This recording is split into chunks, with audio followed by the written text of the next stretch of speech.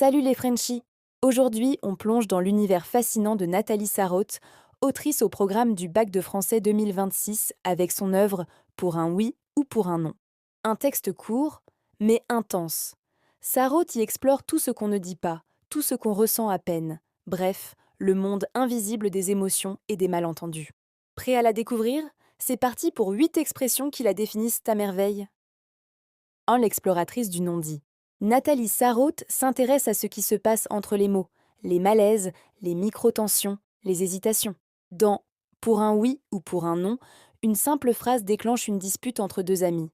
Ce n'est pas rien, c'est tout ce qu'on ressent sans pouvoir le dire. Elle explore le territoire secret des émotions cachées. 2. La décodeuse des mots ordinaires. Chez elle, chaque mot banal peut devenir explosif. Elle montre comment une expression du quotidien, c'est bien, ça, peut révéler du mépris, de la jalousie, de la peur. Les mots simples deviennent des bombes à retardement émotionnel. 3. La psychologue du quotidien. Pas besoin de grands drames chez Sarraute.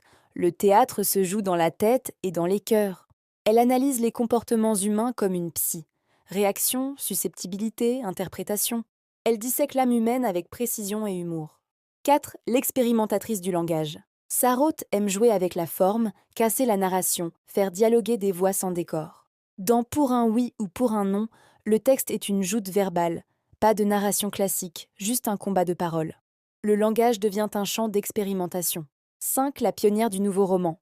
Elle fait partie du mouvement du nouveau roman, qui rejette les personnages traditionnels et les intrigues linéaires.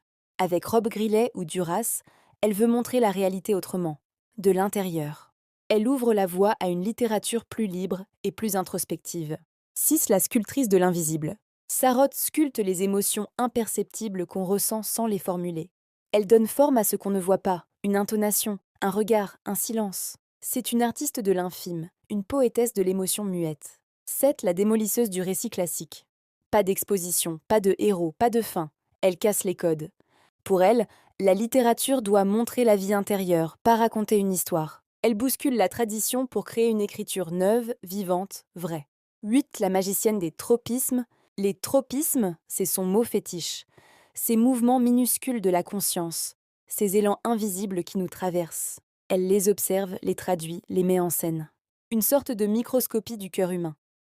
Alors voilà, Nathalie Sarraute, c'est pas juste une autrice du siècle dernier. C'est une exploratrice du cerveau et du langage, une femme qui fait parler le silence. Avec Pour un oui ou pour un non, elle nous apprend que parfois, ce qui détruit une amitié, ce n'est pas ce qu'on dit, mais ce qu'on croit entendre. Et si toi aussi tu veux décoder les mots du quotidien, lis Sarraute, observe, ressens.